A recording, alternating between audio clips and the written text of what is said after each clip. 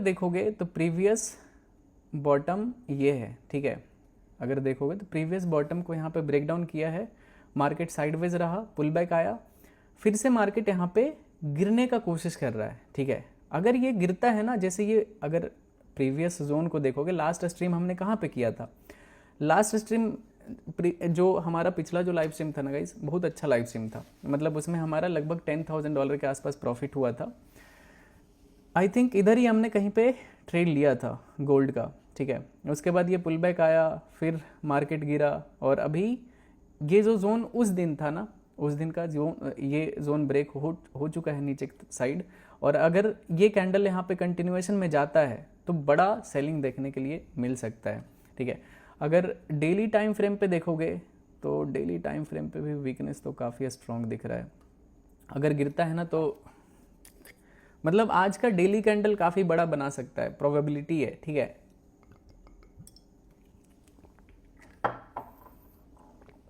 एकदम बिल्कुल round number पे ट्रेड हो रहा है। अगर गिरता है तो 1000 पिप्स के आसपास इजीली शिफ्ट हो सकता है प्राइस यहाँ पे। एग्जैक्टली $5,000 पे ट्रेड हो रहा है अभी गोल्ड। और अगर ये कैंडल यहाँ पे ग्रीन कैंडल बनाता है, मतलब सपोर्टिंग कैंडल बनता है इस कैंडल का, तो प्रोबेबिलिटी होगा कि मार्केट ऊपर जा सकता है। क्यों? क्योंकि लास्ट टाइम यहाँ पे काफ़ी अच्छा बाइंग आया था, तो इस जगह पे भी ये बाइंग लेवल काम कर सकता है। लेकिन ये कैंडल हमारे लिए बेनिफिशियल तब होगा जब इस कैंडल का अपोजिट कैंडल कुछ बने, ठीक है। जैसे अगर इस कैंडल में किसी ने बाय किया है तो वो कब डरेगा? वो अगर यहाँ पे क्यों कोई बाय कर सकता है, पहले रूट का उस पे जाओ। अगर आपको कहीं पे किसी भी मार्केट में कहीं पे भी एट सर्टेन पॉइंट अगर आपको साइकोलॉजी समझना है कि मार्केट क्यों यहाँ पे क्या कर सकता है, तो पहले रूट काउज पे जाओ कि यहाँ पे अगर किसी ने बाय किया है तो क्यों बाय किया है, ठीक है। तो अगर यहाँ पे बाय करने का रीज़न देखोगे ना, सिंपल यहाँ पे देखोगे ये बाइंग एरिया था, ठीक है। यहाँ पे बाइंग ऑर्डर ब्लॉक है, तो यहाँ पे बाय कर सकते हैं लोग, और एग्जैक्टली ऐसा ही हुआ। ये लोग डरेंगे कब? जब ये लेवल ब्रेक हो जाता है। और ज़्यादा कब डरेंगे? जब ये बायर एग्जिट हो जाते हैं। चलो ये तो बाइंग एरिया दिख रहा है हमें, ज़्यादा नंबर ऑफ ट्रेडर इस कैंडल में एंटर हुआ है, तो अगर यहाँ पे ये लिक्विडिटी, यहाँ पे इस कैंडल का लिक्विडिटी नीचे लेता है तो बहुत इजी फॉल होगा और हमारे लिए मतलब इजी गेम हो जाएगा। चलो देखते हैं कैसा यहाँ पे कैंडल का। अगर ट्रेड नहीं दिखेगा तो नहीं करेंगे, ठीक है। बिटकॉइन में ज़रूरी नहीं है ट्रेड करना, अगर ट्रेड नहीं दिखा तो अवॉइड करेंगे, ओके। यहाँ पे डबल टॉप बन रहा है बीटीसी में। बिटकॉइन हाई कितने का लगा है? 74,550 का टॉप बना हुआ है, ठीक है, बीटीसी का। और 4 घंटे पे ये सेलिंग जोन पे बार बार रिजेक्शन ले रहा है। बहुत ही मज़ेदार यहाँ पे एक स्विंग ट्रेड मिल सकता है बीटीसी का। अगर देखोगे यहाँ पे, इफ़ यू विल सी, तो ये रहा यहाँ पे सेलिंग जोन, ओके। और मार्केट इस एरिया से रिजेक्शन ले रहा है। अगर वैसे तो इतने स्ट्रॉन्ग मार्केट में तुरंत गिरना पॉसिबल नहीं है, टाइम यहाँ पे वेस्ट हो सकता है कि आपका टाइम वेस्ट हो गया, लेकिन ऐसा नहीं होगा कि ये गिर जाएगा, ठीक है। कि इस तरह का, अगर इस तरह का फॉल आता है अच्छी बात है, लेकिन मोस्ट प्रोबेबली जब भी मार्केट हाइयर हाइज में होना, मैं आपको एक बहुत ही ज़्यादा इंपॉर्टेंट कॉन्सेप्ट सिखाता हूँ, ठीक है। ध्यान से सुनना, आपके करियर के लिए इंपॉर्टेंट रहेगा। जैसे एक नॉर्मल इंसान यहाँ पे क्या देखेगा कि ये एक सेलिंग जोन है, मार्केट यहाँ से भी फॉल किया था, यहाँ से भी फॉल किया था, यहाँ से भी फॉल कर सकता है। वो देख रहा है सही है, कोई दिक्कत नहीं है कि यार इसमें क्या दिक्कत है, यहाँ पे सेलिंग जोन तो है, गिरने का तो गिर सकता है। लेकिन दूसरा चीज़ यहाँ पे ये देखना है कि मार्केट का स्ट्रक्चर क्या है, ठीक है, या फिर कैरेक्टर क्या है मार्केट में। अगर लेट्स से मार्केट यहाँ पे हाइयर हाइज चल रहा है, हाइयर हाइज कैसे आप कंसीडर करोगे? मान लेते हैं मार्केट यहाँ से मूव किया, पुल बैक आया, इंटरनल स्ट्रक्चर में एक बार हाइयर हाइज हाइयर लोज एक साइडवेज रेंज में रहा, फिर ब्रेकआउट कर दिया। तो ये जो जोन था ना गाइज, यहाँ पे जैसे ब्रेक ऑफ स्ट्रक्चर यहाँ पे हुआ, ठीक है, प्रीवियस हाई को यहाँ पे ब्रेक किया, फिर से फॉल कर गया, फॉल किया, प्रीवियस लो जो है, ठीक है, वो मेंटेन्ड है, और जो ये लो है वो ऊपर की तरफ शिफ्ट हुआ है। मतलब बायर एग्रेसिव शिफ्ट हो रहे हैं ऊपर की तरफ, ठीक है। और मार्केट फिर से क्या किया, यहाँ पे एक न्यू हाई बनाया, बट प्रीवियस हाई को ब्रेक नहीं कर पाया, एक भी कैंडल यहाँ पे क्लोजिंग नहीं है प्रीवियस हाई से।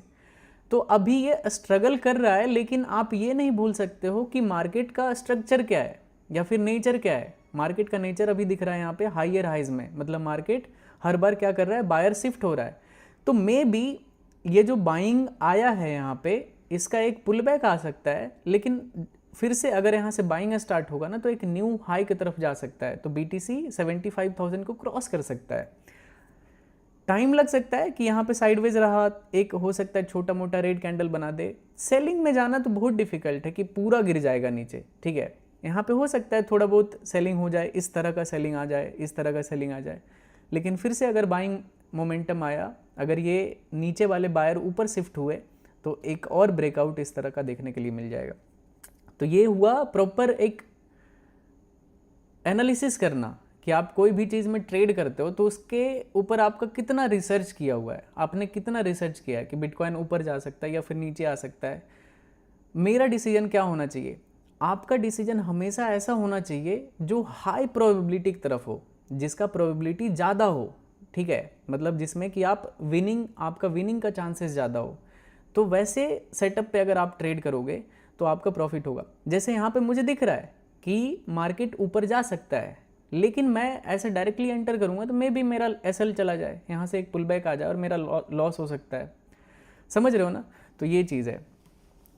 तो थोड़ा वेट करने के लिए सीखा करो कि अगर आपका सेटअप नहीं दिख रहा है, छोड़ दिए, मार्केट बंद कर दिए, ठीक है, पुल बैक आएगा, अगर कुछ भी सेटअप दिखता है तो फिर आप एक न्यू बाइंग कर सकते हो। अगर ब्रेकआउट कर दिया तो आपके पास ये एक अच्छा ट्रेड कैप्चर हो जाएगा, ठीक है। लेकिन यहाँ पे आप कोई भी स्विंग ट्रेड नहीं कर सकते हो, सेलिंग करना सही चीज़ होगा नहीं, रिस्क रिवॉर्ड आपका मैच नहीं खाएगा, और अगर एसएल गया तो फालतू का लॉस खा जाओगे आप, ठीक है। प्रॉफिट के लिए आपको बहुत ज़्यादा यहाँ पे वेट करना पड़ेगा।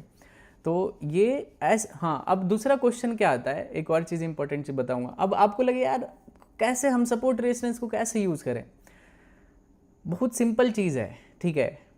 सपोर्ट और रेजिस्टेंस सबसे ज़्यादा वहाँ पे काम करता है जहाँ पे मार्केट स्ट्रक्चर के अकॉर्डिंग आप ट्रेड लेते हो। जैसे कि let's say market higher highs में मूव कर रहा है और कहीं पे पुल बैक पे आपको कोई ऑर्डर ब्लॉक दिख रहा है, बाइंग ऑर्डर ब्लॉक, ठीक है, आप वैसे जगह पे रिस्क ले सकते हो। या फिर लेट्स से मार्केट लोअर लोज में है, ठीक है, मार्केट डाउन ट्रेंड में और कहीं पे पुल बैक पे सेलिंग जोन मिल रहा है, ठीक है, सेलिंग ऑर्डर ब्लॉक दिख रहा है, तो वहाँ पे आप रिस्क ले सकते हो। तो वैसे जगह पे ज़्यादा काम करता है। ये क्या है, मार्केट हाइयर हाइज में ये सेलिंग दिख रहा है, तो सेलिंग पे नहीं, बाइंग पे रिस्क लोगे तो ज़्यादा प्रोबेबिलिटी होगा विनिंग का, ना कि आप ट्रेंड को रिवर्स करने का ट्राई कर रहे हो।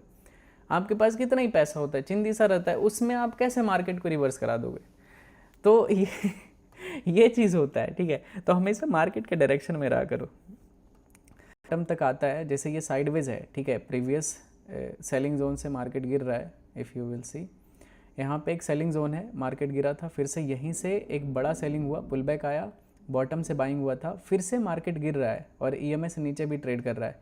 अगर ये सेलिंग स्ट्रेंथ यहाँ पे ठीक ठाक है तो एटलीस्ट प्रीवियस बॉटम तक आएगा, अगर मार्केट को साइडवेज रहना रहा, ठीक है।